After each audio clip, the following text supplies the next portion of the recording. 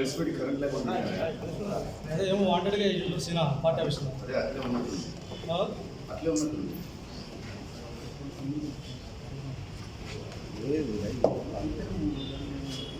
జగనన్న నాయకత్వం, జై జగన్, జై జగన్, జగనన్న నాయకత్వం, జగనన్న నాయకత్వం, అనంతన్న నాయకత్వం, జై జగన్. ఈ నెల 22వ తారీఖున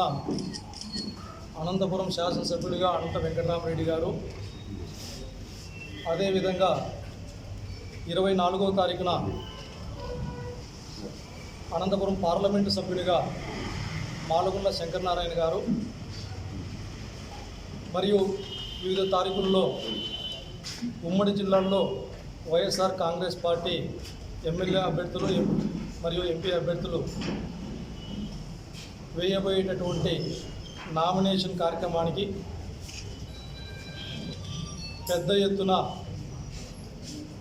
మా నియోజకవర్గానికి సంబంధించిన కమిటీ సభ్యులందరూ, కార్యవర్గ సభ్యులందరూ కలిసి, అదేవిధంగా వైఎస్ఆర్ కాంగ్రెస్ పార్టీ నాయకులైతేనేమి, కార్యకర్తలు అయితేనేమి, ప్రజానీకం అందరూ కలిసి నిండు మనసుతో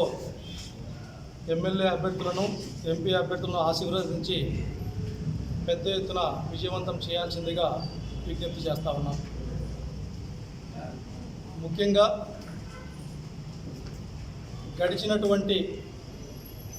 5 సంవత్సరాల జగనన్న ప్రభుత్వంలో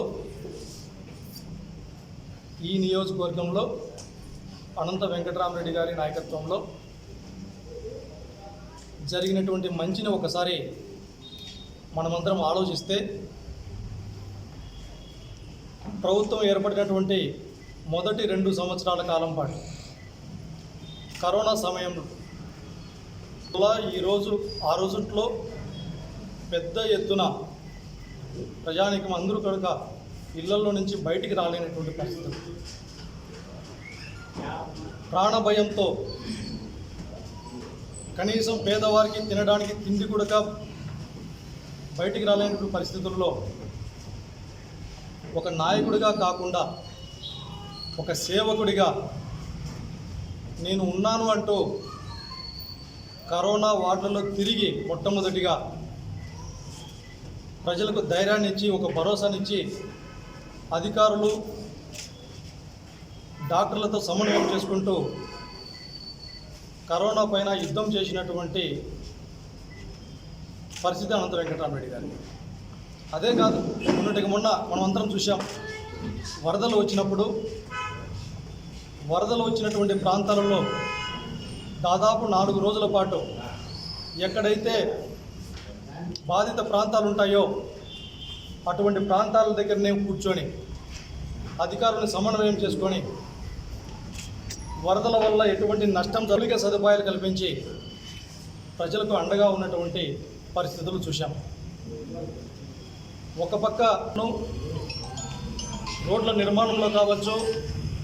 పేద ప్రజలు నివసించేటటువంటి కాలనీల్లో కావచ్చు, సిమెంట్ రోడ్లకు మొదలుకొని, డ్రైనేజీలు మొదలుకొని, ఎప్పుడు ఎవరు ఈ నియోజకవర్గ ప్రజలకి ఎప్పుడు ఎల్లప్పుడూ కష్ట సుఖాల్లో అందుబాటులో ఉన్నటువంటిది అనంత వెంకటరామరెడ్డి గారు. మరి అదే సందర్భంగా రాష్ట్ర వ్యాప్తంగా కూడా ఈ రాష్ట్రంలో ఏ ఒక్క పేదవాడు కూడా పలానా సమస్య ఉంది, ఆ సమస్య నాయకుల చుట్టూ పదే పదే తిరిగేటటువంటి గతంలో ఉన్నటువంటి పరిస్థితులతోనే ఈ దేశంలోనే ఎవరు ఎప్పుడు చేయలేనటువంటి విధంగా గ్రామ స్వరాజ్యాన్ని తీసుకొని వచ్చి అధికారులని, నాయకులని పదే పదే ప్రజల గుమ్మం దగ్గరికే పంపించినటువంటి చరిత్ర